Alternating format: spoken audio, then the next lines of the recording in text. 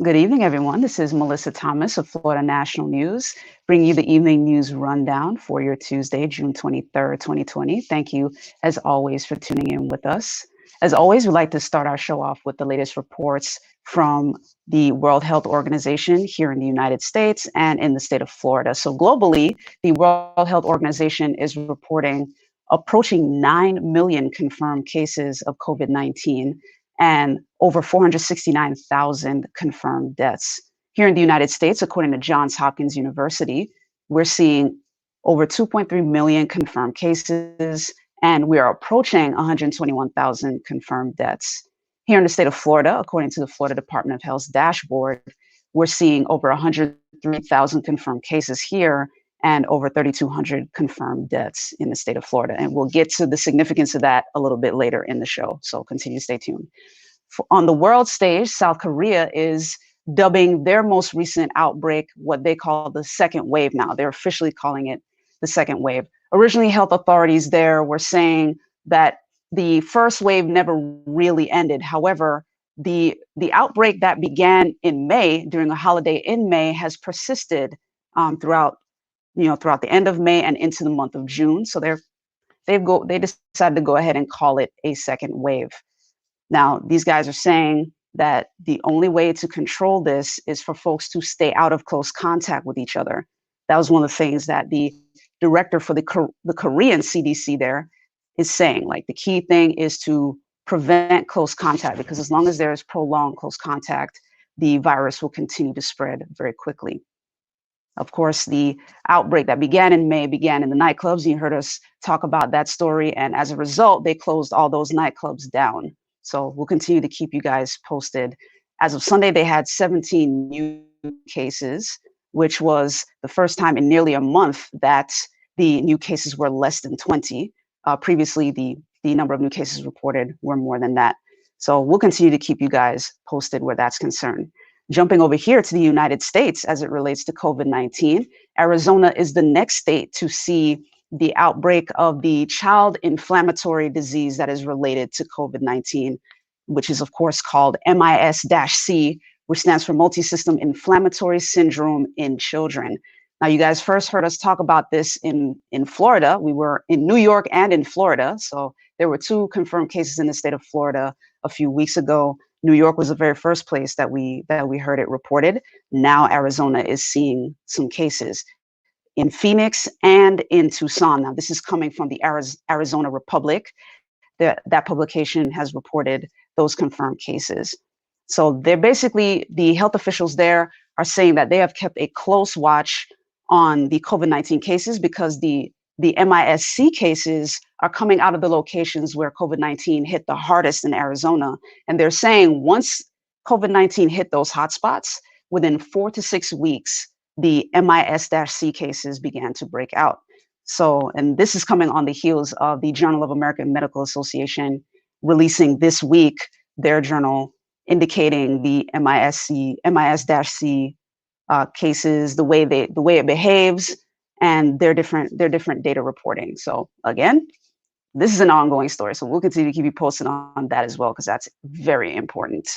Now, jumping to Florida as it relates to COVID-19, South Florida cities are doubling down on the mask requirement. As of right now, Miami-Dade County does already have a mask mandate issued. However, nearly a dozen South Florida cities are making even stricter policies for their mask mandate. As of right now, the county requires folks to wear masks in public places, but indoors. It's required indoors. The only time they require it outside is if it's not feasible to socially distance. However, the mayors of these various cities, including Miami, the city of Miami, Miami Gardens, Biscayne Park, the village of Pinecrest, Key Biscayne, West Miami, Miami Beach, Miami Gardens, Aventura, like these cities are actually requiring the masks to be worn in all public places, inside or outside. They wanted to double down on the requirements no matter where you are. And they made this statement in a press conference that they had yesterday. So again, stay tuned. If you're here in Florida, don't be cavalier, particularly in South Florida, because in the recent rise in cases that we've seen here in the state of Florida, South Florida has been the epicenter of those new cases. So as we always tell you here at Florida National News, please continue to be careful, practice social distancing, always wash your hands, wear gloves, use sanitizer, social distance, all of that. All right. Now that does it for our COVID-19 news. We're going to take a quick commercial break and come back with some non-COVID-19 stories for you.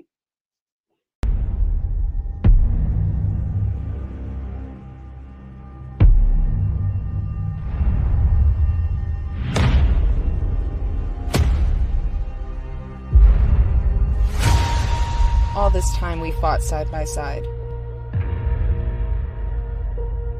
We trained together.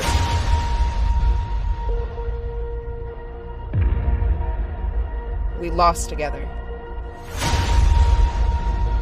And now, you're the only one standing in my way.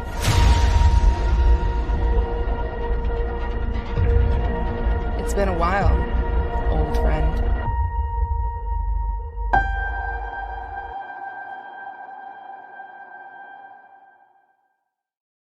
Hey guys, welcome back. Thanks for tuning in with us.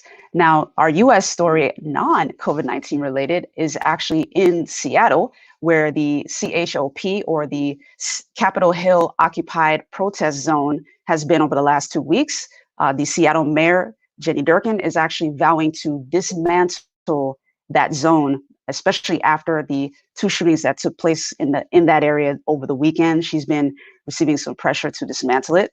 So one of the things that she is vowing to do is to meet some of the protesters' demands, including communication with the community, having that discussion in terms of improving conditions for the African American community there.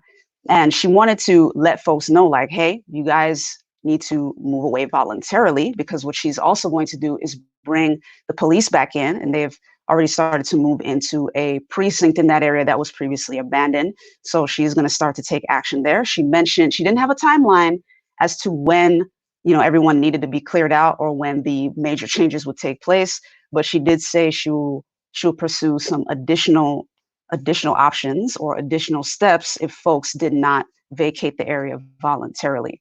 So again, we'll continue to keep you guys posted on that, because that was something major. In terms of the 2 shootings, it was of a 19-year-old and a 17-year-old. The 19-year-old, that shooting happened on Saturday, and the 19-year-old is unfortunately deceased now. The 17-year-old was shot in the arm on Sunday, but did not want to talk with detectives. And in terms of transferring them to local hospitals, it had to be done from volunteer medical officials who rode in private cars, because it was very difficult for law enforcement to enter the area. And this is another part of the reason why there was pressure put on the mayor to dismantle the zone, because it's difficult to address emergency issues in that area. Now, jumping here to the state of Florida, you heard us talk about the removal of statues yesterday. St. Augustine is the next city to consider the removal, or to vote on the removal, of a Confederate monument. Now, they have chosen to remove this Confederate monument that has a list of names of Confederate soldiers who were killed in the Civil War. It was first built in 1872. It was a 3-2 decision among the commissioners. They made the vote Monday night after listening to 8 hours of public comments, in addition to over 300 emails that they had received. But it was a virtual commission meeting. So they heard public comments. They heard folks over the phone. They read the multiple emails. And in the evening, they came to that 3-2 vote to decide to move that Confederate monument. As of right now, it is not official as to where the monument is going to go, but they have chose to remove it from the Plaza de la Constitución. And as of right now, there is another Confederate monument in the plaza. However, it remains to be seen what will happen to that one, because that one is not controlled by the city of St. Augustine. That one is controlled by the state and the University of Florida. So we'll continue to keep you guys posted on that as well. Now, stay tuned. We're going to bring you guys the business story and the sports story before we jump into our entertainment. And before we go to the commercial break, I do believe we have our audience question. Just kind of give us your thoughts on everything that is going on so far, especially with the chop zone that you guys heard me talk about. Like, do you think that the chop zone was effective? Do you think that whole approach was unlawful in the first place? Leave a comment below. Let us know what you think. And again, thanks to the folks that were commenting yesterday on the removal of the Teddy Roosevelt statue. But so far, we're going to take another quick break and be back with your business and sports. At Duke Energy, we deliver electricity and so much more, like free home energy assessments, rebates for energy-saving improvements, payment options to help you better manage your budget, and even bill credits for helping the community use less energy. So no matter what you're doing, we can help you make better energy choices every day. It's just another way we bring power to your life. How much can you save? Welcome back, guys. Thanks for sticking with us. Now, jumping to our business story. If you are a fan of canned meat, I'm sure you've been stocking up. Canned meat sales have actually continued to surge during the COVID-19 pandemic. Of course, it's a shelf staple, so it lasts a little bit longer than fresh meat. And of course, as you've likely been keeping up with the news, a lot of the meat processing plants, a lot of COVID-19 cases have been reported from those areas, which caused the price of fresh meat and particularly beef to skyrocket over the last couple of months. So the canned meat is having a moment right now. They have enjoyed over 70% growth over the last few months, over the last 15 weeks. Let me put it that way. This is being reported by Bloomberg. So a huge skip there. And as you saw in the picture, Spam is particularly enjoying a moment. Hormel Foods Corp is the parent company that markets Spam. And they're saying that this is actually a repeat of history. The last time they saw a surge of this magnitude was when they were first marketed back in the Great Depression. There was great interest during that time as well. So this is a pretty monumental move for them, or monumental accomplishment for them in terms of sales. Continue to stay safe, guys, in terms of COVID-19. And just on a quick health note, yeah, it's a shelf staple, but be careful because that stuff is high in sodium. Just a quick little bit of advice from Melissa. But anyway, jumping over to your sports story, you heard Casey yesterday talk in a bit of exasperation about where MLB is right now with regards to the negotiations between the owners and the Players Association. However, after the Players Association rejected yet another proposal or counteroffer, Major League Baseball Commissioner Rob Manfred and the owners unanimously voted that they're actually going to just go ahead and impose the 2020 season on the players. It's going to be a 60-game season. And they made this announcement yesterday, again, after the MLB Players Association decided to reject another counteroffer. As of right now, there are two directives that the Players Association would have had to respond to by 5 p.m. today, which is the COVID-19 safety and protocol procedures. And the players also had to confirm whether or not they could show up for camp in a couple of weeks, because camp is going to start July 1st. The season opens on July 24th. So again, this is going to be a bit of a nail biter, and Casey will continue to keep you posted during her show, the FNN Sports Take, when she returns on Wednesday. We're going to take one more quick commercial break, and we're going to come back with our lovely Jamecia Stoudemire out of Los Angeles with the Entertainment 4 for 4. We'll be right back. At Taco John's, you can expect one thing: so good. As in quality ingredients used in tacos and burritos made just for you. Every single bite. So good. Expect nothing less at Taco John's. All right, guys, welcome back. Thanks for tuning in with us. As always, we'd like to bring in the lovely Jamecia Stoudemire out of LA for the Entertainment 4 for 4. All right, Jamecia, how's it going? Good afternoon, Melissa. Nice to see you all. So, always a good pleasure. afternoon, guys. This is Jamecia, and we have the Entertainment 4 for 4 for you on June 23rd.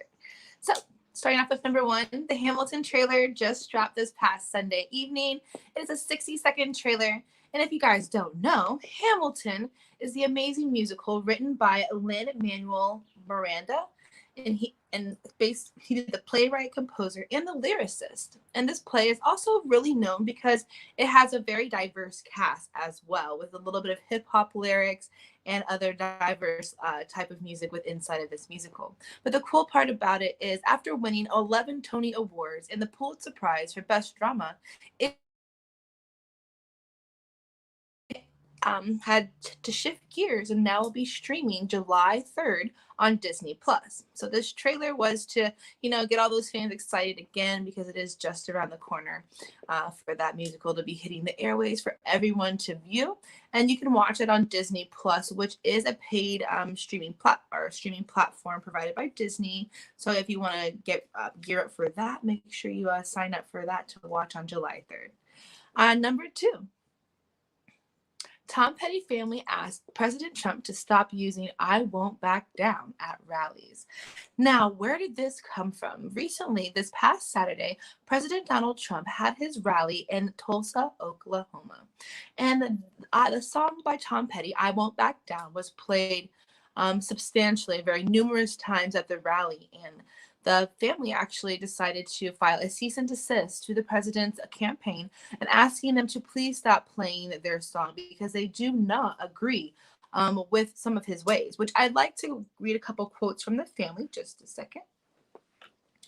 As they actually put this on Twitter, so you can actually go to the @TomPetty, Petty on Twitter and read this as well. But Tom Petty's song, "I Won't Back Down," was used today at Donald Trump's campaign rally in Tulsa, Oklahoma. Trump was no way authorized to use this song to further a campaign that leaves too many Americans and common sense behind. Both the late Tom Petty and his family firmly stand against racism and discrimination of any kind. Tom Petty would never want a song of his used for a campaign of hate. He liked to bring people together. Tom wrote his songs for the underdog, for the common man, and for everyone. We want to make it clear that we believe everyone is free to vote as they like, think as they like, but the Petty family doesn't stand for this. We believe in America and we believe in democracy. But Donald Trump is not representing the noble ideals of either. We would hate for fans that are marginalized by this administration to think that we were compliant in this usage. Concurrently, we have issued an official cease and desist notice to the Trump campaign. And that was actually signed by both of his daughters, as well as his widow and his ex-wife. So they have put their foot down, and they definitely do not stand with what's going on. So a little tea for that, but make sure you guys stay up to date with that. That's also happened in the past too with the Rolling Stones in 2016, as they also asked the Trump campaign to not use their song. I believe I didn't write it down, but it's not the first time that's happened. And one thing that ASCAP allows some of their members to do is you can request for your song to be excluded from certain campaigns, because when you register your song, it gives the right for a lot of free use of the song, and people pay the artist when they use the song.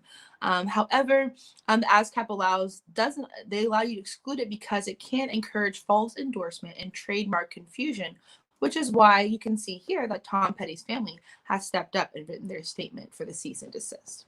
All right, and going on to number 3, Jimmy Kimmel issues apology for wearing blackface. So once again, we hear one of the comedians, really stepping up. And I honestly, personally would like to commend Jimmy Kimmel for, stepping up. And here you see a picture of the blackface that he used. Again, this is not anything current that Jimmy Kimmel has done. This actually took place in the mid to late 1990s. It originally started off on his radio show, KROQ. And when he got the show on Comedy Central, The Man Show, they continued the character onto that show, bringing in makeup artists, to impersonate and not to impersonate Karl Malone, which is the Utah Jazz NBA player that he is impersonating.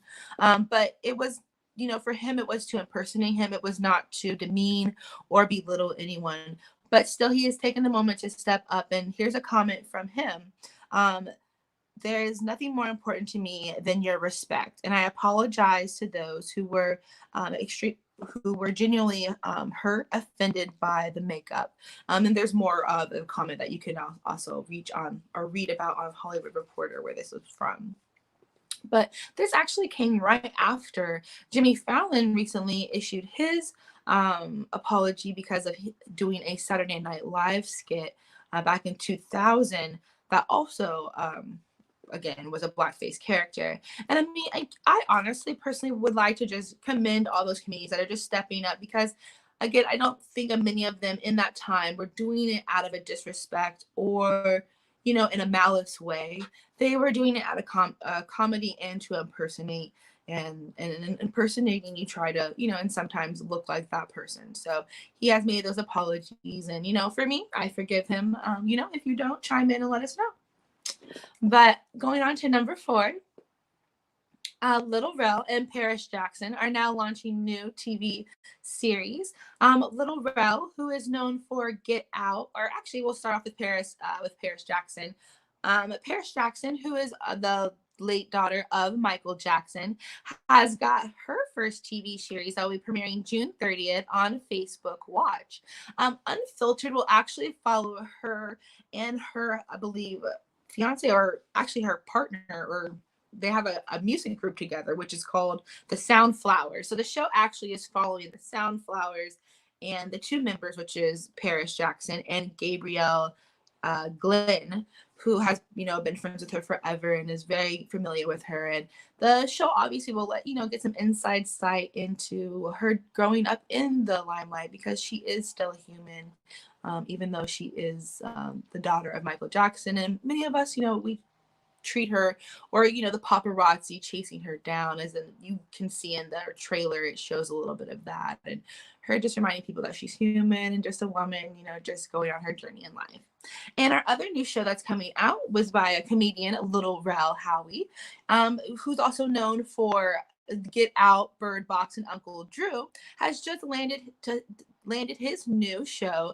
Well, he'll be hosting a game show on NBC, and actually also executive producing this show too. And it's called Small Fortune, and it's a game show. So it'll definitely be interesting. As you know, Little Rel Howie is a comedian, so this will definitely give him an opportunity to shine and really get the crowd going. He said that he personally tried some of these games, and they are actually pretty hard, even though they seem as easy as they may seem from the TV standpoint, but they're pretty hard. So the audience will be on their edge, as he'll be commentating with everything. This show is centered around 3 teams, and they can compete in small challenges for a big fortune. And many of you, Little Rel Howie also is now returning back to the NBC platform after his former show and being a co-star on the Carmichael Show, which was written by Gerard Carmichael. And for all those interested in learning more, they had some great segments on that show, as well as about being African American and racial systemic in America as well. So again, this is Jamecia Stoudemire. I want to thank you all for tuning in to the Entertainment 444, and make sure you guys follow me on Instagram at THE_ENT_MOGUL. Thank you again. And Melissa, back over to you. Thank you so much, Jamecia. Always a pleasure to have you on the show. Thank you so much. All right, guys, that does it here for us at the Evening News Rundown. As always, be sure to follow us or like us or subscribe, all of that, if you haven't already. You can find us on Facebook at Florida National News, at FNN News Live, or FNN News TV. You can find us on Instagram. Please be sure to follow us there on Instagram at Florida National News, and subscribe to us on YouTube and click the little bell icon. You can find us at Florida National News, and you'll be able to get all notifications for all of our shows. And one more reminder, guys, if you are a small business, you have 25 employees or less, small to medium-sized business, and you're looking for promotion as you come up out of the COVID-19 quarantine, we are still offering some free commercial spots as well. So be sure to reach out to us. You can email us at jennifer.rosario@floridanationalnews.com if you're a business looking for that promotion. Now, thank you so much, guys, for tuning in. We'll be back here tomorrow at the Evening News Rundown. You'll catch me at 5 p.m. Eastern, and Casey will be back in the evening with the FNN Sports Take. She'll be on at a special time, though. She'll be on at 8:30 p.m. Eastern time instead of 8. So be sure to wait that extra half hour, but she will be on tomorrow with your sports updates. All right. Thank you so much for tuning in, guys. Have a great rest of your Tuesday evening. Take care.